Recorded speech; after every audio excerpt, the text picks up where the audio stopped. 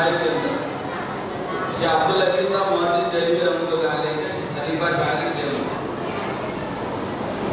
کون قاضی ثناء اللہ پانی پتی رحمۃ اللہ علیہ، اس کے اندر ایک حصہ کلمات کفر کا، ان باتوں سے آدمی دین سے بے دین ہو جاتا ہے، کیا بولے تو کافر ہو جاتے، دین سے نکل جاتے۔ ہم نے کہا لا الہ الا اللہ محمد رسول اللہ دل کے یقین کے ساتھ، تو ہم ایمان کے اندر اسلام کے اندر داخل ہوئے۔ تو وہ کیا چیز ہے جس کی وجہ سے ہم دین سے نکل جاتے ہیں، اس کے اندر لکھا ہوا ہے، وہ پڑھنے کی چیز ہے، اس کا ترجمہ بھی ہے، معلوم ہونا چاہیے۔ تو اس کے اندر لکھا ہوا ہے قرآن و حدیث کا ہلکا سا مذاق بھی آدمی کو دین سے بے دین بنا دیتا ہے، کافر بنا دیتا ہے۔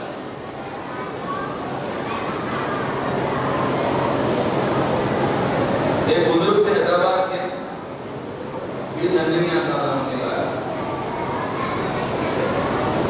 ان کے سامنے کسی مسئلے میں بات ہوئی تو ایک صاحب نے کہا ارے صاحب یہ تو سنتی ہے نا، کیا بولے حیدرآباد والے نے کہا یہ تو سنتی ہے نا، بولے دونوں نے کہا ہاں وہ تو سنت ہے لیکن تیرا لہجہ کفریہ ہے، اس انداز سے تو ہلکا بنا کے سنت کو پیش کر رہا ہے، یہ کسی غلام مصطفیٰ صلی اللہ علیہ وسلم کا کام نہیں ہو سکتا۔ دین کی عظمت پہلے ضروری ہے، دین کے عمل تو بعد میں۔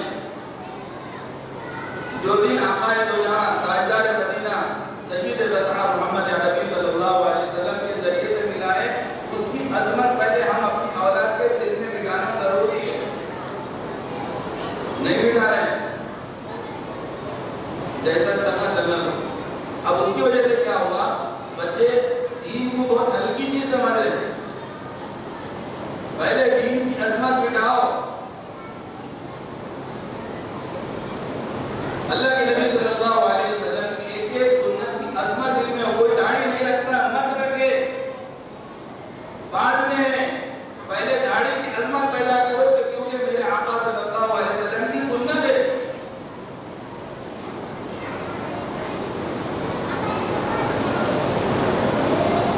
مطلب ہوگا مطلب اجازت نہیں، اگر آپ سے رکھنا نہیں ہوتا تو کم سے کم سنت کی عظمت سمجھ کے یہ سمجھو کہ داڑھی رکھنے والا صحیح کر رہا ہے اور کاٹنے والا غلط کر رہا ہے۔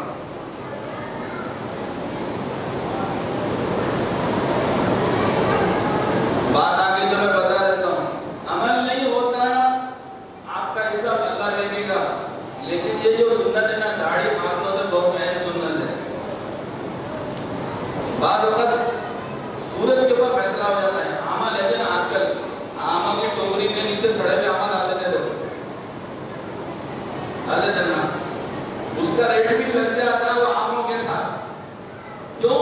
آم کی شکل کا ہے، دوسرا بازار ہے تو نکال کے بیٹھتے تھے، نہیں ہونا، شکل مل گئی تو قیمت لگ گئی۔ اگر ہماری شکل بھی آقا صلی اللہ علیہ وسلم سے مل جائے گی، حقیقت اللہ کو معلوم ہے، لیکن اللہ تعالیٰ قبول کرے گا تو انشاءاللہ آپ صلی اللہ علیہ وسلم کی صورت کی دوپہر میں ہو سکتا ہماری مخلوق ہو جائے۔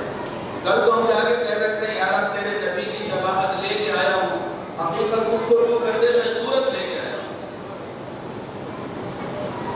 مقابلے کے لیے 70,000 جادوگر آئے تھے موسیٰ علیہ السلام کے، 70,000 کو ایمان کی توفیق مل گئی۔ موسیٰ علیہ السلام جس کو سمجھانے کے لیے فرعون کو سمجھاتے ہیں، ہدایت نہیں ملی، یا اللہ تیری کیا مصلحت ہے، جس کو سمجھانے کے لیے بولا تھا انہیں تو مانا نہیں، جو مقابلے کے لیے آئے تھے وہ مان لیے۔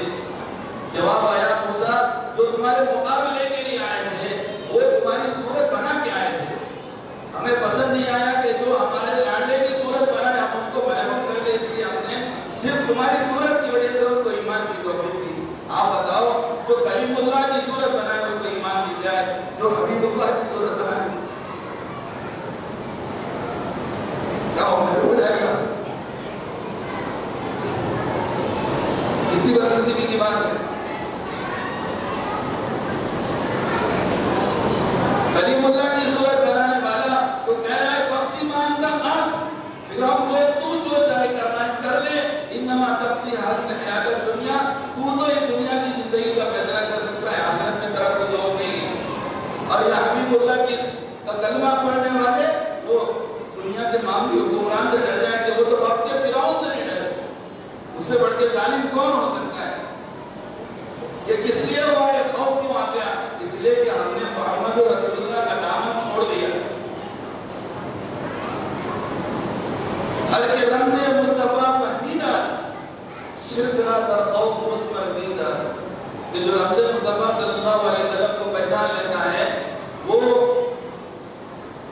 خوف کے اندر شرک دیکھتا ہے۔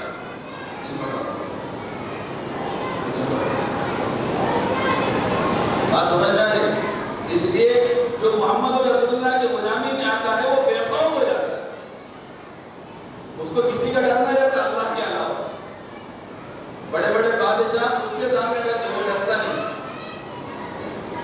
آج جو دنیا ڈرا رہی کس لیے ڈرا رہی ہے؟ اس لیے کہ ہم قرآن سے، قرآن پاک کی تعلیمات سے دور ہیں، اس لیے ڈرا رہے ہیں۔ عبداللہ بن عمر رضی اللہ تعالیٰ عنہما بستی میں ایک مرتبہ گئے تو جا کے دیکھا تو پورے بستی والے باہر ٹھہرے ہوئے تھے۔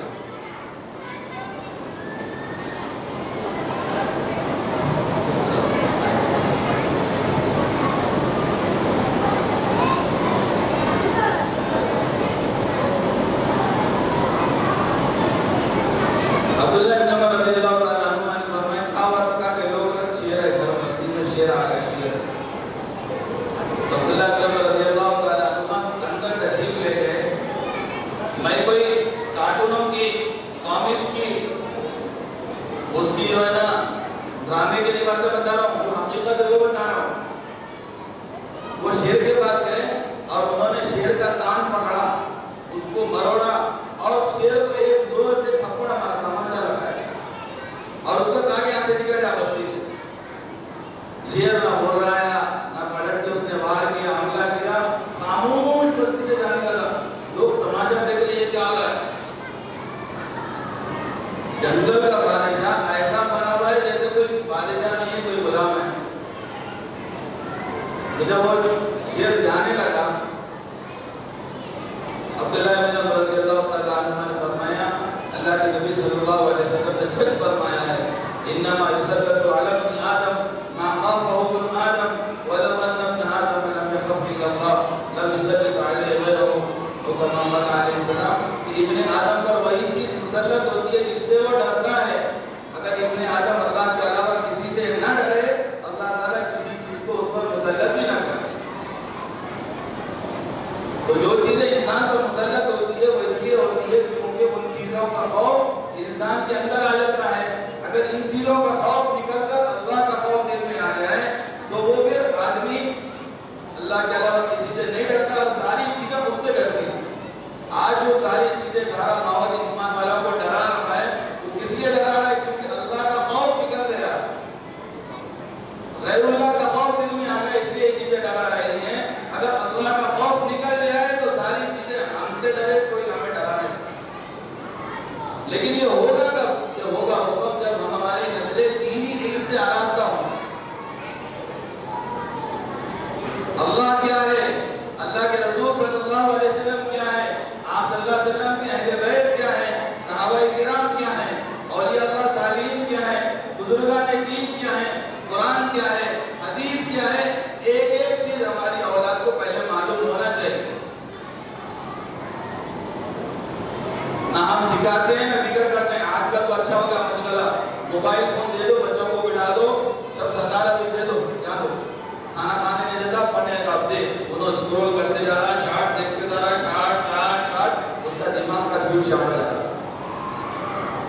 نہ انہیں پڑھنے کے قابل ہے، نہ دنیا کا نہ آخرت کا، کوئی کام ہی نہیں ہے۔ ڈاکٹر پریشان ہے، نئے نئے سے بیماری آ رہے ہیں، ہر قسم کی بیماری آ رہی ہے، چوک کے گردن کی طرف کی بیماری آ جا رہی ہے، ہاتھوں کی بیماری آ جا رہی ہے۔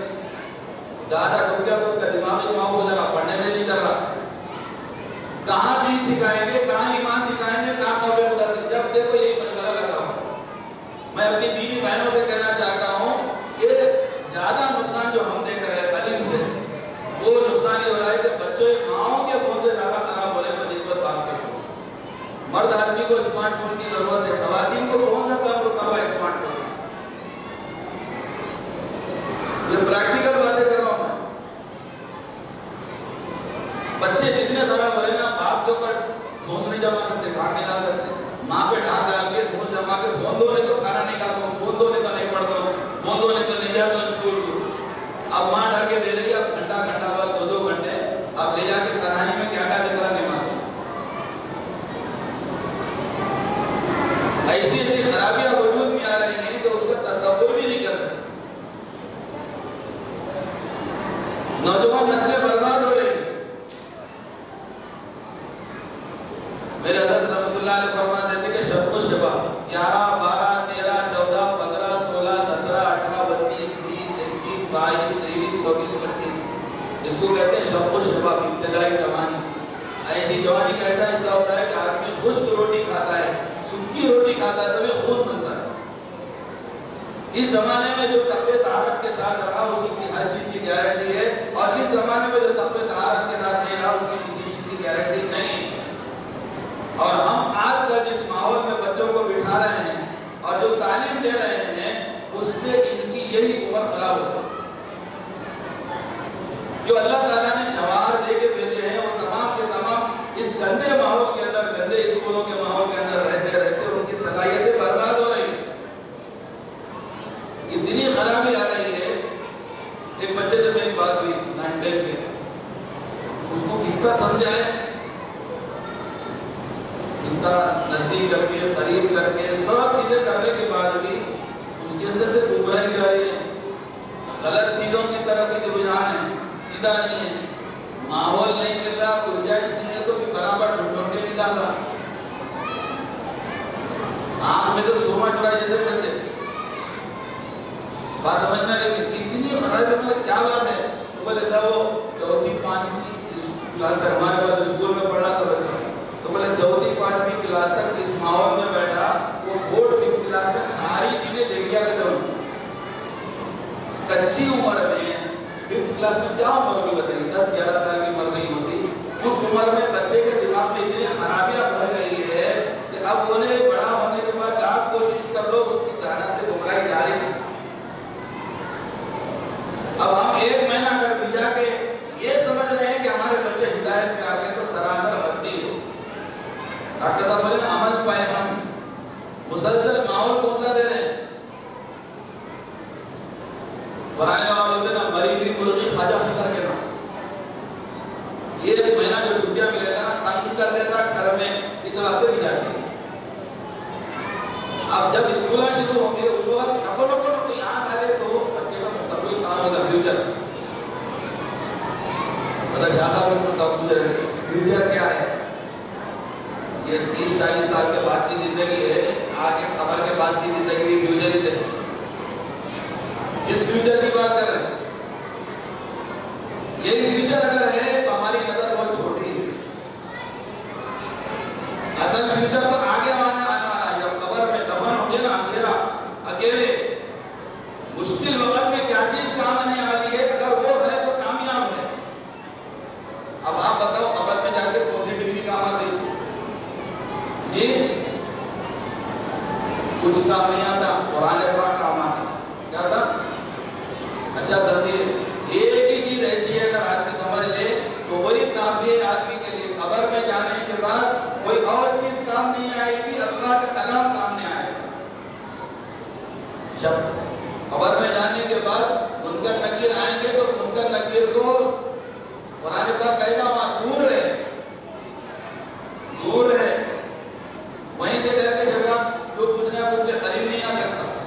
وہ بیچارے کو تسلی دیتا ہے کہ دیکھ میں وہ قرآن جو تو تنہائی میں اور مجمع میں پڑھتا تھا، حدیث پاک کا مفہوم بول رہا ہوں. آج تو بے فکر ہے، سارا انتظام میری ذمہ داری ہے. تو دنیا میں میرا خیال کرنا، قبر میں خیال کرنا میرا کام. ہمارے سینے قرآن پاک سے آباد نہیں ہیں، لیکن ہماری نسلوں کے سینے قرآن پاک سے آباد ہو جائے اس میں کیا مشکل ہے؟ جس سینے میں قرآن پاک کا کوئی حصہ نہ ہو وہ ویران گھر کی طرح ہے. اس لیے سب سے پہلے تو آپ لوگوں سے درخواست یہ ہے کہ جیسے آپ نے ابھی نیت کی اور 1 مہینے کے لیے بچوں کو بالغ کیا، یہ ڈیمو ہے. چاہیے ڈیمو موبائل والے نے کہا کہ نبی بھی سر دیتے صاحب ایسا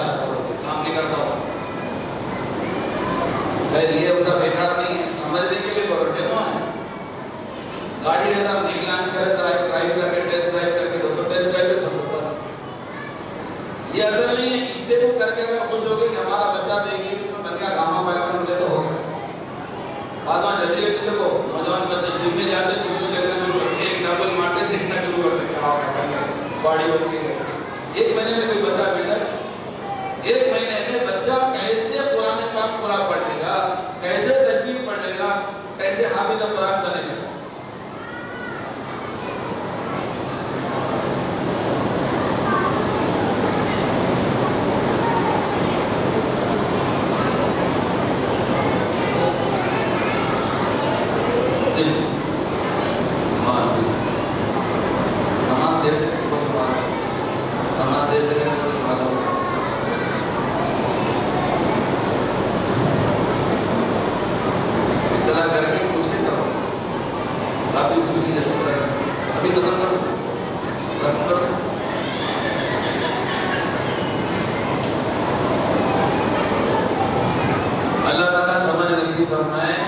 ہم لوگوں کو دین کی سمجھ دین کی طلب نہیں ہونے کی وجہ سے یہ ساری مشکلیں ہیں.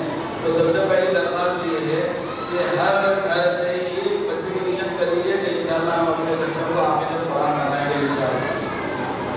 پہلی بات تو یہ.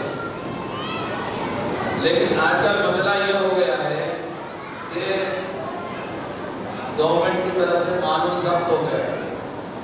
ہم مدرسے والوں سے بھی یہ بول رہے ہیں پہلے کی طرح نہیں رہا. آج کل آن لائن ریکارڈ آ گیا صاحب. ایک پورٹل بنایا گیا ہے اس کا نام ہے یوڈائس پلس جو کہ میں اسکول چلا رہا اس کے بعد. تو اس میں بچوں کی انٹری ہونا ضروری ہے. آپ کسی بھی مدرسے میں پڑھائیں لیکن بچوں کی انٹری کرا کے رکھیں. پہلے کیا تھا 10ویں کلاس تک نہیں پڑھاتے تھے, 20 ہونے کے بعد لے جا کے فیس بن کے 10ویں کلاس کا ایگزام کیا کراتے تھے. کسی نہ کسی اسکول سے سرٹیفکیٹ لے لیتے. اب نہیں چلے گا. اس کا فرسٹ کلاس میں ایڈمیشن ہوگا اور ایک اسکول سے دوسرے اسکول میں تو جا سکتا ہے لیکن نئی انٹری کو تو نوٹ ڈیٹا میں آ جائے. بہت پریشانی ہوئی ہے. پھر بھی لاسٹ ایئر سے یہ امپلیمنٹ ہوا. اب پین نمبر آ گیا پرماننٹ ایجوکیشن نمبر. اب بچوں کو اسکول کی تعلیم بالکل ہم تو چھوڑنا نہیں چاہ رہے لیکن حافظ بنانے کے ساتھ ساتھ یہ تعلیم کا بھی یاد رکھنا ضروری ہے. اگر آپ صرف مدرسے میں پڑھا لیں گے اگر یہ نہیں رکھیں گے تو آگے پریشانی ہو رہی ہے. اس لیے آپ کہیں بھی پڑھائیں مدرسے میں لیکن بچوں کی انٹری کرا کے رکھیں. عام لوگوں کو معلوم نہیں ہے اس میں بتا رہا ہوں. پہلے کی طرح نہیں اب آن لائن ہو گیا. آدھار کارڈ یا پرماننٹ ایجوکیشن نمبر مارتے ساری ڈیٹیل آ رہی ہے. اگر بچہ ڈسکنٹینیو رہ گیا تو آگے اس کو انٹر اور ڈگری میں پریشانی ہو رہی ہے. کاؤنسلنگ میں بچوں کو پیچھے کر رہے ہیں جن کے بیچ میں کیا بات ہے. تو اس لیے حافظ قرآن بنائیے لیکن اس کے ساتھ ساتھ بچوں کا آن لائن ریکارڈ مینٹین کیجیے چھوڑیے. اور اگر آپ چاہتے ہیں کہ دونوں کام ایک ہی جگہ ہو جائیں تو میں اپنے طور پہ 2012 سے کوشش کر رہا ہوں تاکہ بچوں کو دینی تعلیم بھی اور دنیاوی تعلیم دونوں ایک ساتھ ایک چھت کے نیچے ہو جائے. اللہ کا کرم ہے پچھلے 2 سال سے 2 بیچ فارغ ہوئے اور اب تک تقریباً 20 بچے ہمارے پاس الحمدللہ اسکول کے ساتھ حافظ بن گئے. اس کے ساتھ اسکول کے ساتھ یعنی ایک ہاتھ میں ٹیک کا سرٹیفکیٹ ہے اور دوسرے ہاتھ میں ان کو یہ جو ہے نا کیا کہتے ہیں حفظ کی صنعت کی دی جا رہی ہے. درکف جامع شریعت درکف سندان عشق. ایک طرف شریعت کا جام ہو دوسری طرف عشق کا ہتھوڑا ہو. دونوں جب ملیں گے تبھی کام کریں. تو اگر آپ صرف حافظ قرآن بنانا چاہتے ہیں تب بھی ہمارے پاس لے کے آئیے آپشن ہے. اور اگر آپ دونوں پڑھانا چاہتے ہیں دونوں لے کے آئیے. دونوں کے لیے آپشن ہے تاکہ بچوں کا مستقبل خطرے میں نہ ہو. عام طور پہ لوگ یہ ڈرتے ہیں کہ بھائی بچوں کو کیا ہوگا حافظ بنا دیے تو یہ کیا ہوگا. وہ پریشانی کا اللہ تعالیٰ نے اپنے بندگی سے نکالا ہے. آپ کا اختیار ہے آپ جہاں چاہیں اپنے بچوں کو پڑھائیں. لیکن میں یہ کہہ رہا ہوں کہ حفظ قرآن کرانا ضروری ہے لیکن حفظ قرآن کے ساتھ ساتھ اگر عصری تعلیم کی مس نہ ہو. اگر آپ کو یہ فکر ہے تو اس کے لیے ہمارے پاس کومان کانسیپٹ اسکول کے نام سے بی بلاک کرشنا نگر یوسف پڑھا میں ان کا میں نے سلسلہ شروع کیا ہے. اس کے اندر دونوں تعلیم ایک ہی چھت کے نیچے پڑھا رہے ہیں. جو بچے ذہین ہیں ان کو حافظ بنا رہے ہیں. جو بچے ذہین نہیں ہیں اگر خدا نہ خواستہ حافظ نہیں بن سکے تو کم سے کم ان کا 10th کلاس ضرور ہو جائے گا. ہر ایک کو ہم یہ نہیں کہتے کہ حافظ بنے گا لیکن ہو کیا ہے اگر آپ صرف کسی مدرسے میں ڈالتے ہیں خدا نہ خواستہ بچہ حافظ نہیں بن سکا